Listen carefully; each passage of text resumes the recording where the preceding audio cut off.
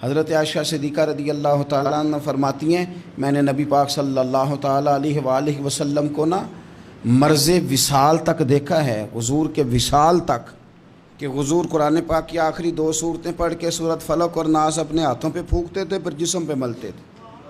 قرآن پاک میں شفا ہے۔ اب تو لوگوں نے دم درود کو اس کو بڑا ہلکا سا کام سمجھ لیا۔ ویسے بھی یہ عاملوں کے ہتھے چڑھ گیا، ملنگوں کے ہتھے چڑھ گیا، کاروبار بن گیا، تجارت بن گئی۔ ورنہ قرآن پاک کی آیات پڑھی جائیں تو حضور نے فرمایا سورہ فاتحہ میں شفا ہے، اس میں کرم ہے۔ یہ چیزیں جو بڑی ہمارے لیے سود مند تھی، فائدہ مند تھی، ہم چھوڑ گئے۔ ایک بڑی خوبصورت حدیث ہے، سنیے گا۔ حضرت ابو سعید خدری رضی اللہ تعالیٰ عنہ حدیث کے راوی ہیں، بخاری میں موجود ہے۔ ارشاد فرماتے ہیں کہ ہم ایک سفر پہ تھے، واپس آ رہے تھے، ایک جگہ رات کو قیام کیا، سونا تھا، بستی تھی۔ بستی کے لوگوں نے نہ کھانا پوچھا نہ پانی پوچھا، کوئی ضیافت نہیں کی۔ آدھی رات کا وقت آیا تو ایک بندہ دوڑا دوڑا آیا، کہنے لگا ہمارے سردار کو بچھو نے کاٹ لیا ہے، تم میں سے کوئی بندہ دم درود کر لیتا ہے؟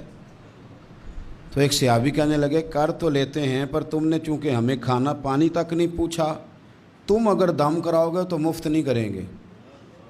بخاری پڑھ رہا ہوں۔ پیسے لگیں گے۔ کتنے پیسے؟ بکریوں کا ایک ریوڑ پورا۔ شارحین نے لکھا 40 بکریاں۔ کنے دمہ دیاں؟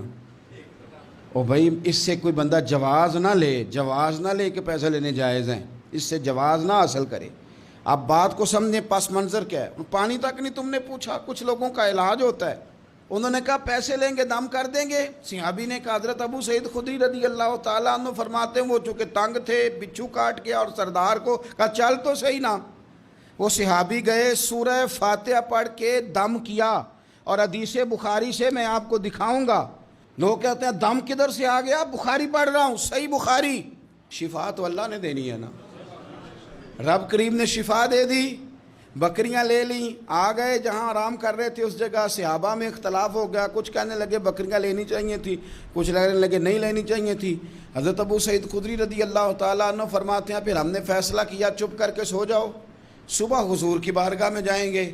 اگر کریم نے کہا لینی چاہیے تھی پھر تو موج بن گئی، اور اگر کہا نہیں لینی چاہیے تھی تو بکریاں ہانک کے واپس کر جائیں گے۔ مسئلہ کیا ہے؟ کہتے ہیں صبح گئے حضور کی بارگاہ میں، جا کے مسئلہ عرض کیا، یا رسول اللہ انہوں نے بھی پانی کوئی نہیں پوچھا تھا، ہم نے بھی کہا دم کریں گے تو پیسے لیں گے، تو ہم نے یہ بکریاں لی ہیں۔ شارحین لکھتے ہیں 40 تھی شاید۔ تو یا رسول اللہ اب کیا کریں؟ حضور مسکرانے لگے، حضور مسکرانے لگے۔